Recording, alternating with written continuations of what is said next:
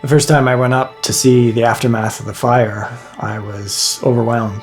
It was devastating to see the landscape that I knew so well completely changed by the fire. It took me a long time to sort of wrap my head around what had happened.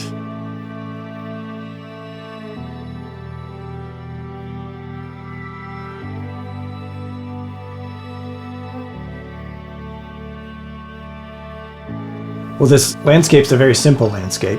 It's basically just water, rock, and pine trees, but that's also what makes it so beautiful.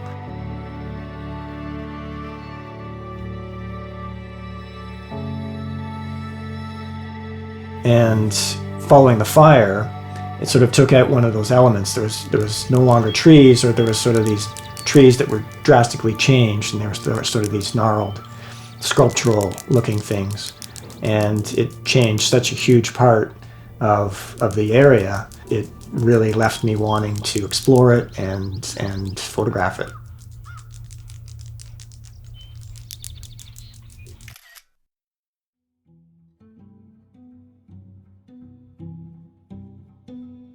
This is one of the first photographs I took summer of 2019. What brought me to this area was it was obvious that there used to be a cottage here. I think the main cottage was in this area. You can see their dock and an old sailboat. It's amazing how much it was devastated by the fire. There's nothing left of the cabin at all. The green areas back here where it seems like they've had this injection of nitrogen after the fire, and this real intensity of green. And then in the rest of the landscape, there's this, the green's really missing, so all the trees are now black, and normally this would all be green. And the rock has also changed drastically. A lot of this rock would have been covered by earth, and you can see these really intense pink areas in the rock that would have all been covered by earth or peat.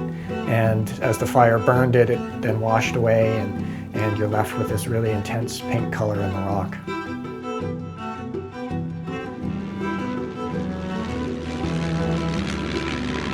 One of the largest forest fires in northeastern Ontario, Parry Sound 33, continues to grow despite air and ground level efforts. More than a dozen fires burning out of control, forcing evacuations and a call for help to fight the spread.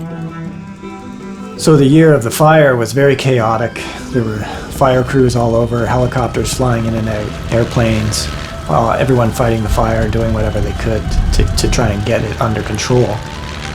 And that was very much in contrast to going up the next summer.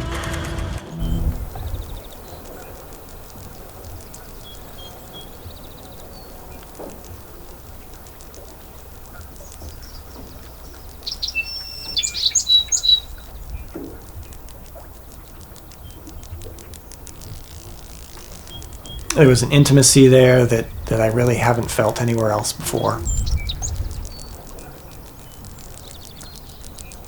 You're sort of in this place where something's happened, and it feels very unique, very special to be there. So I tried to capture a bit of that feeling in my photographs and in my artwork, not just to focus on the sort of devastation and ugliness of the fire, but to find beauty within it.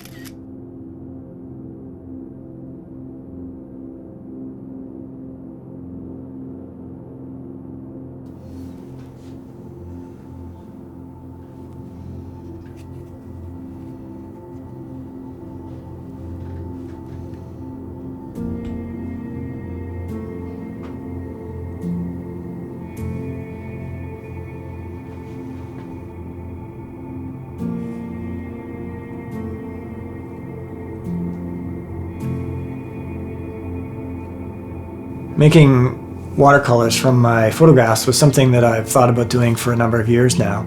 And when the pandemic happened and I couldn't get out and photograph very much, it sort of gave me this opportunity to start painting. It was just a way of staying creative for me while I was stuck at home. And I loved it. I started painting every day, and after about a year, I started making paintings from the photographs of the fire.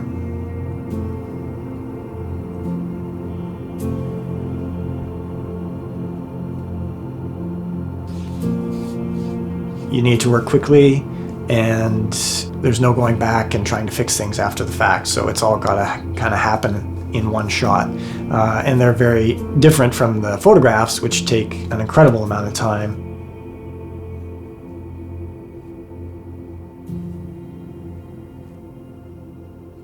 Watercolors are really liberating. They're just something that come out of me. They're very quick, and they're a lot of fun.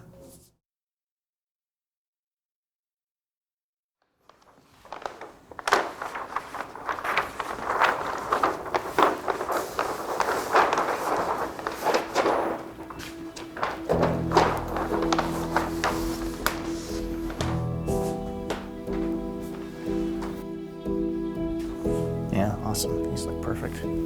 Nice job. Yeah, the fire was very humbling.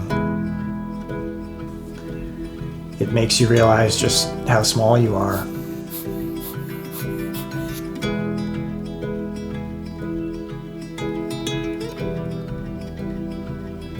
I spent 4 summers returning to photograph. That first summer, there was really only the fireweed, which is a beautiful purple flower that comes up after a fire.